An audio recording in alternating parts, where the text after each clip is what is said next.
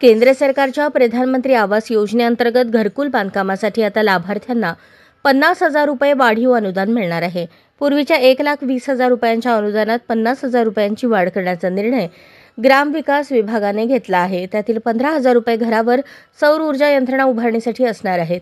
मुख्यमंत्र्यांच्या 100 दिवसांच्या कार्यक्रमांतर्गत 10 एप्रिलपर्यंत 1,60,544 घरकुले बांधून पूर्ण होणे अपेक्षित आहे. पण अनुदान कमी, मोफत वाळू मिळत नसल्याने व बांधकाम साहित्य महागल्याने 50% लाभार्थ्यांची घरे अजूनही अपूर्णच असल्याबद्दल 80,000 घरकुलांना प्रतीक्षाच या मथळ्याखाली खुद्द ग्रामविकास मंत्री जयकुमार गोरे यांच्या जिल्ह्यातही 50% कमी काम झाल्यावर प्रकाश टाकला. दरम्यान जिल्हा दरसूचीनुसार 269 चौरस फूट घरकुल बांधकामासाठी 2.25 लाख रुपयांचा खर्च होतो. तरी पण सध्या घरकुल बांधणीसाठी 1,20,000 रुपयांपर्यंतच अनुदान मिळत असल्याकडे सरकारचे लक्ष वेधले होते. त्यावर शुक्रवारी ग्रामविकास विभागाने वाढीव अनुदानाचा शासन निर्णय काढला. राज्य पुरस्कृत ग्रामीण घरकुल योजनेतील लाभार्थ्यांनाही वाढीव अनुदान मिळणार आहे.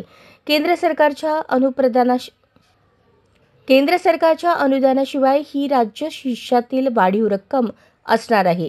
या निर्णयामुळे अपुऱ्या अनुदानामुळे थांबलेली घरकुले पूर्ण होतील अशी आशा आहे.